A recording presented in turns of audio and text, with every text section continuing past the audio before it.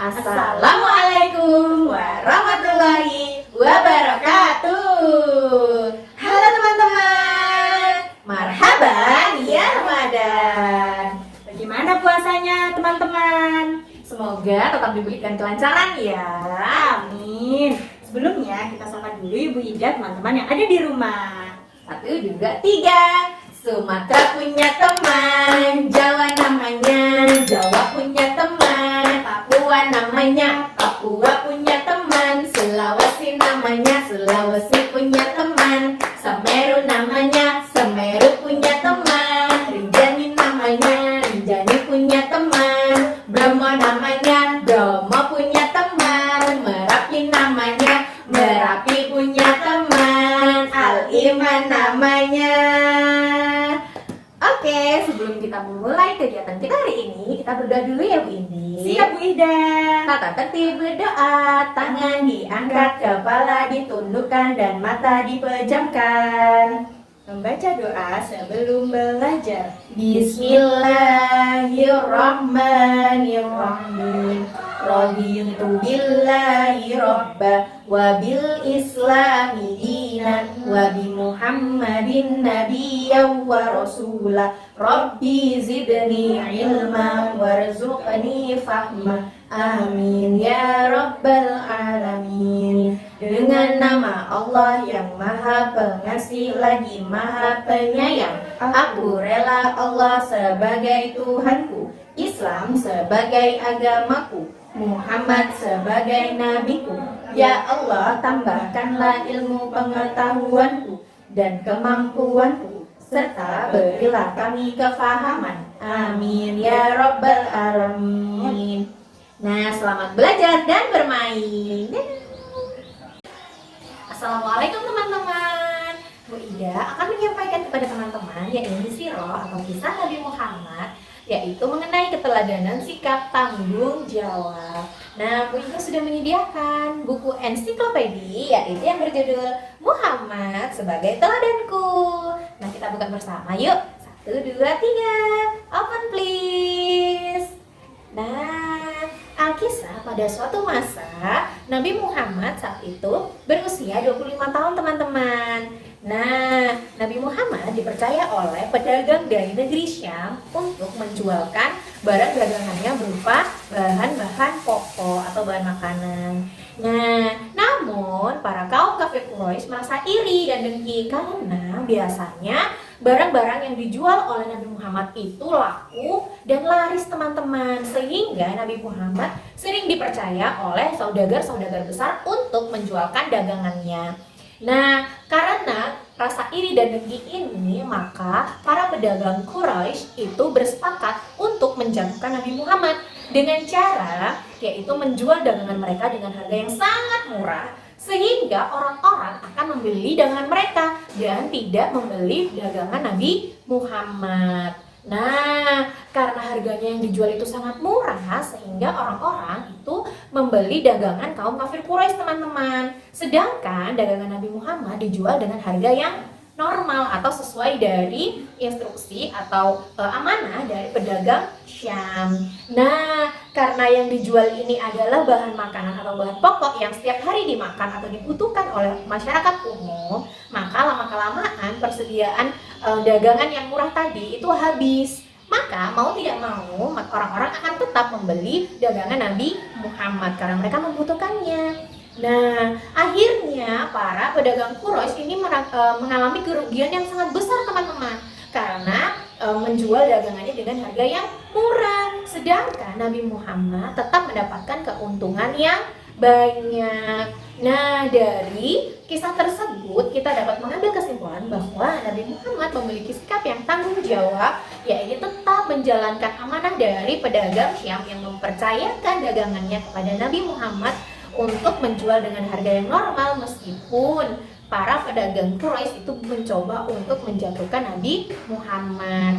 Nah, selain bersikap tanggung jawab, Nabi Muhammad juga bersikap jujur, yaitu menjual barang dagangan sesuai dengan kondisi dan juga sesuai dengan harga yang paling baik. Itu tadi adalah sikap Nabi Muhammad, yaitu sikap tanggung jawab dan juga sikap syukur. Bu Ida percaya anak-anak al-iman adalah anak-anak hebat, anak soleh dan solihah yang bisa meneladani sikap Nabi Muhammad, yaitu sikap tanggung jawab dan sikap jujur. Nah, tadi Nabi Muhammad itu menjual barang-barang pokok atau barang-barang kebutuhan sehari-hari teman-teman.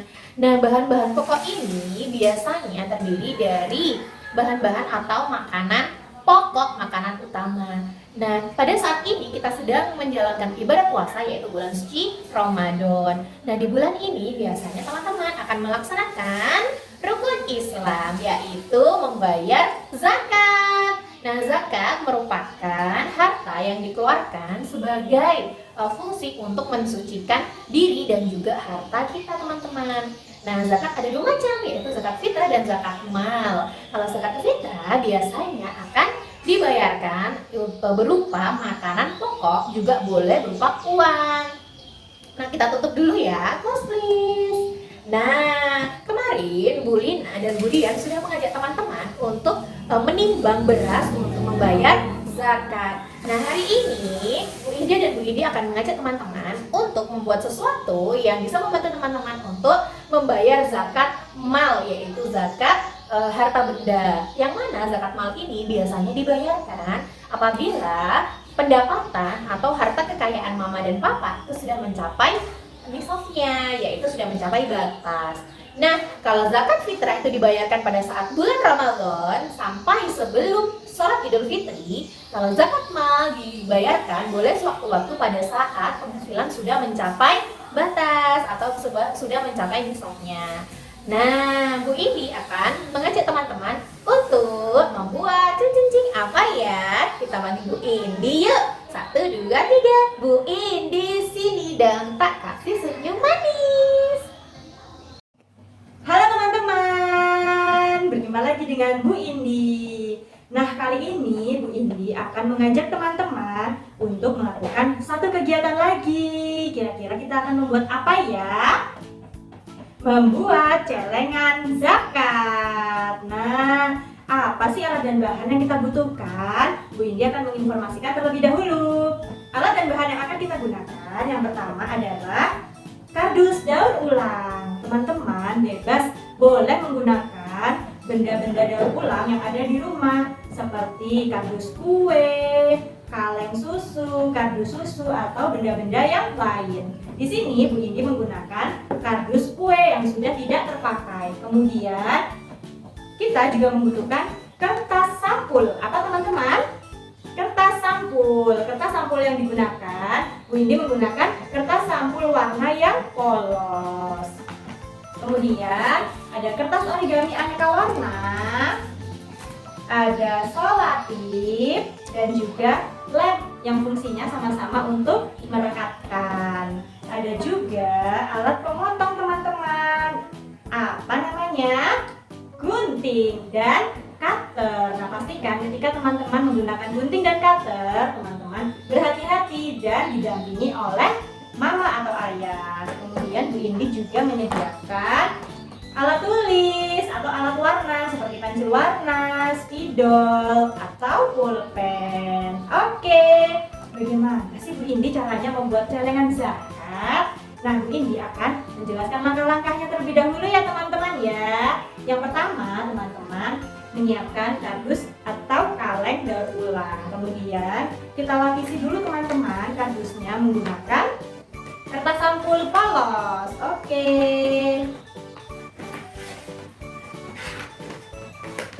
Nah, teman-teman bisa merekatkan kertas atau menyampulnya dengan menggunakan solasi, teman-teman. Nah, kita bungkus terlebih dahulu supaya kardusnya terlihat lebih menarik. Nah, Bu Indi, aku tidak bisa membungkusnya. Bagaimana ya teman-teman? Nah, pastikan teman-teman berusaha terlebih dahulu. Boleh minta bantuan mama, ayah, atau kakak di rumah. Teman-teman cukup membungkusnya seperti membungkus kado teman-teman. Nah, dan sudah pernah membungkus kado?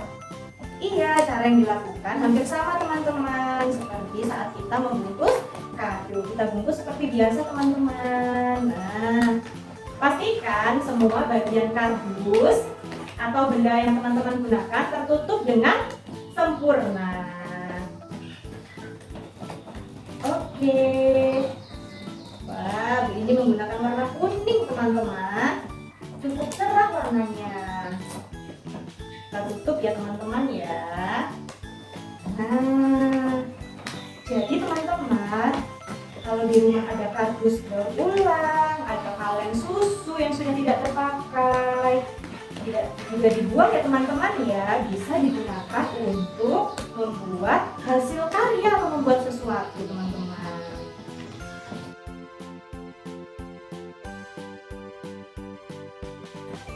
Nah, seperti ini teman-teman.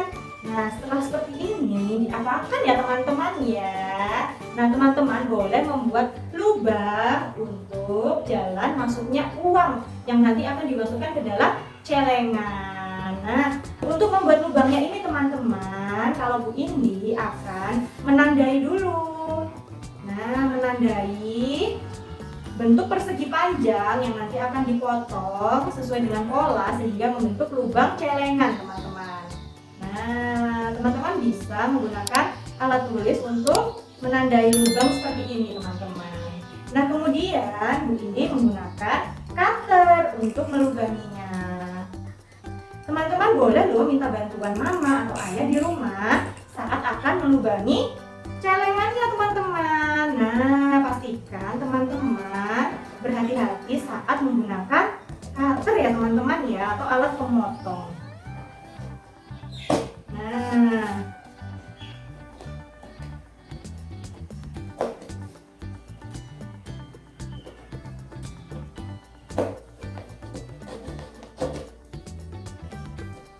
oke, sekarang kardusnya Bu Indi sudah berlubang teman-teman. Nah, lubang ini yang nantinya akan menjadi jalan masuknya uang kertas atau uang koin yang akan teman-teman masukkan di dalam celengan zakat.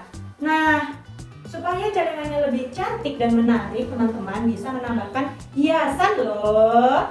Di sini Bu Indi akan menggunakan kertas origami warna untuk membuat hiasan. Nah, tada! Seperti ini teman-teman. Bu Indi menggunakan hiasan bentuk bunga. Ada yang besar, ada juga yang kecil. Oke, kita tempelkan ya teman-teman menggunakan lem. Pastikan teman-teman menggunakan lem sesuai dengan fungsinya dan tidak terlalu banyak atau secukupnya. Kita tempelkan. Nah,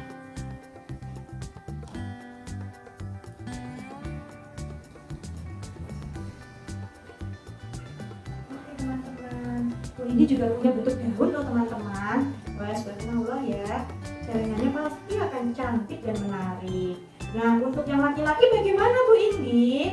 Boleh teman-teman menghias celengannya sesuai dengan kreativitas teman-teman sendiri. Untuk yang laki-laki boleh juga loh ditambahkan misalkan hiasan mobil-mobilan, gambar orang, atau hiasan lain yang bisa teman-teman buat di rumah. Nah, sudah mulai cantik ya teman-teman ya. Ada hiasan yang menghias celengannya. Jadinya seperti apa ya teman-teman ya? Tada! Nah, ini adalah celengan zakat Bu Indi. Teman-teman bisa memberi nama, misalkan Bu Indi. Lalu boleh juga ditambahkan tulisan celengan zakat. Apa teman-teman?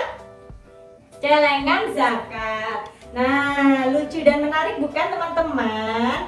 Celengan zakat ini bisa teman-teman isi uang, boleh uang kertas atau uang koin. Nah, cukup mudah caranya ya teman-teman ya.